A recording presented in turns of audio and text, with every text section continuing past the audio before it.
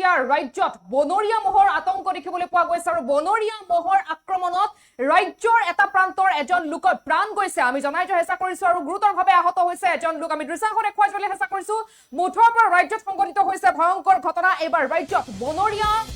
মহৰ আক্ৰমণ দেখিবলৈ পোৱা গৈছে আৰু সেই আক্ৰমণত মৃত্যু হৈছে এজন লোকৰ গুৰুতৰভাৱে আহত হৈছে এজন আমি জনাই যোৱা চেষ্টা কৰিছো মৰাঙৰ খুৱাঙত বনৰীয়া মহৰ আক্ৰমণ আৰু খুৱাং আঞ্চলিক বন বিষয়া কাৰ্যালয়ৰ অন্তৰ্গত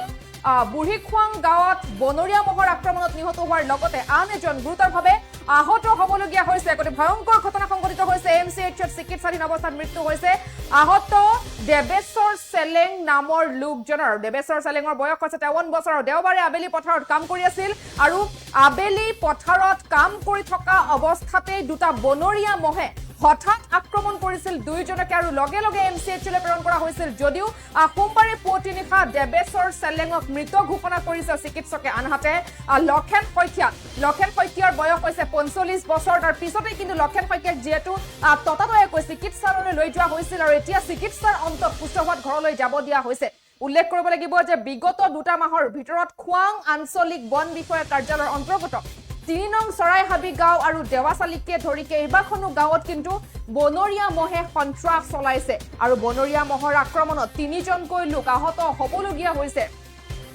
আমি জনাই যোৱা চেষ্টা কৰিছো মুঠৰ পৰা ৰাজ্যত এতিয়া বনৰীয়া মহৰ আতংক দেখিবলৈ পোৱা গৈছে মৰাঙৰ খুৱাঙত বনৰীয়া মহৰ আক্ৰমণ আৰু খুৱাং আঞ্চলিক বন বিষয়া কাৰ্যালয়ৰ অন্তৰ্গত বুঢ়ী খুৱাং গাঁৱত বনৰীয়া মহৰ আক্ৰমণত এজন লোক নিহত হোৱাৰ লগতে আন এজন গুৰুতৰভাৱে আহত হৈছে আৰু সেই লোকজনে সেই দুজনকৈ লোকে পথাৰত কাম কৰি আছিল আবেলি পথাৰত কাম কৰি আছিল আৰু কাম কৰি থকাৰ অৱস্থাতে দুটা মহে অৰ্থাৎ দুটা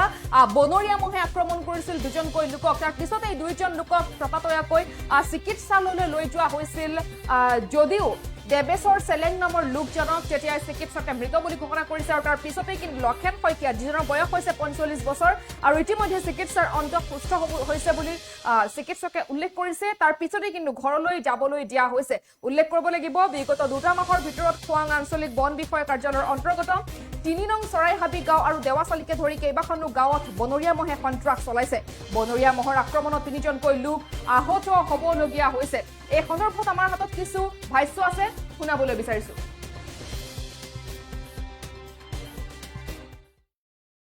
আসলে যে এটা বনৰীয়া দুটা মহে তাৰমানে আমাৰ ইয়াত প্ৰায় কিছুদিনৰ আগৰ পৰা ইয়াত তাৰমানে বিচৰণ কৰি আৰু তাৰমানে কি হ'ল ইয়াতে ইয়াৰ ওচৰতে তাৰমানে কঠীয়াতলি দৰা এটা আছিলে সেই কঠীয়াতলি দৰাটো তেওঁ সেই মহটোৱে খাই আছিলে এইফালৰ পৰা এনেই গৈ পিনে সৰু সাৰ কৰি খেদাব ইয়াৰ পৰা আঁতৰাই দিব খুজিছিলে কঠীয়াতলিৰ পৰা সেই সন্ততে সেইফালে তাৰমানে আমাৰ গাঁৱৰ মানুহবোৰ ঘৰবোৰ আছে আৰু তাৰমানে সেইফালে সৰু সাৰ কৰি দিয়াৰ লগে লগে মহটো সেইফালে গুচি গৈছিলে সেইফালে সৰু সাৰ কৰি দিয়ালে ঘূৰি আহি পিনে আকৌ এইটো চাইডে ঘূৰি আহিল তাৰমানে তেতিয়া সেইটো খুদা মাৰি থৈ গৈছে তেওঁ হ'ল লক্ষণ শইকীয়া এতিয়া বৰ্তমান কালি চিকিৎসা মহাবিদ্যালয়লৈ গ'ল তেওঁ পৰীক্ষা চৰীক্ষা নিৰীক্ষা কৰিলে তেওঁ বৰ্তমান মানে ভিতৰত ইমান এটা জখম হোৱা নাই বুলি কৈছে তেওঁ তাৰ পৰা ৰিলিজ দিব হয় আজি কিছুদিনৰ পৰা মানে আমাৰ এইটো অঞ্চলত বনৰীয়া মহৰ বিশেষকৈ এইটো চাইডে আমাৰ দিহিং মঠাৰি বাহিৰৰ চাইডে প্ৰায় কললো অঞ্চলতহে মানে মহৰ উপদ্ৰৱটো বেছি আছিলে কিন্তু এতিয়া যিহেতু বানপানীৰ উপদ্ৰৱ হোৱাৰ পাছতেই আমাৰ এইটো অঞ্চললৈ বিশেষকৈ আমাৰ বুঢ়ীখুৱাং আপোনাৰ এইটো দেৱাচালি আৰু অন্যান্য এই ভিতৰৰ আমাৰ যিখিনি এৰিয়া এই এৰিয়াত মানে আজিৰ পৰা কিছুদিনৰ আগৰ পৰা মানে দুটা মহে ইয়াতে বসতি কৰি আছিলে তেওঁলোকক মানে আক্ৰমণ কৰি দিলে দুটা মহে দুজনক দুটা মহ আছিলে আৰু সেই তেওঁলোকৰ যিজন দেবেশ্বৰ শইকীয়া চেলেং তেওঁক মানে দুইজনকে অৱশ্যে আমি ততাতৈয়াকৈ হেৰিলৈ লৈ যোৱা হ'ল আমাৰ প্ৰথমে তিলৈ চিকিৎসালয়লৈ চিকিৎসা তাৰ পৰা আকৌ মানে হেৰিলৈ অসম চিকিৎসা মেডিকেললৈ হেৰি কৰিলে চিকিৎসকে মানে চিকিৎসাৰ অন্তত 3টামান বজাত মানে এইটো তেওঁক হেৰি বুলি ঘোষণা কৰিলে আৰু লক্ষণ শইকীয়াক তেওঁ চিকিৎসা কৰাৰ পাছতে তেওঁ সুস্থ মানে তেওঁ হৈছে ভিতৰত অলপ দুখ পাইছিলে কিন্তু তেওঁক হেৰি কৰিলে এতিয়া বৰ্তমান তেওঁ ঘৰত আহিলে আৰু হেৰি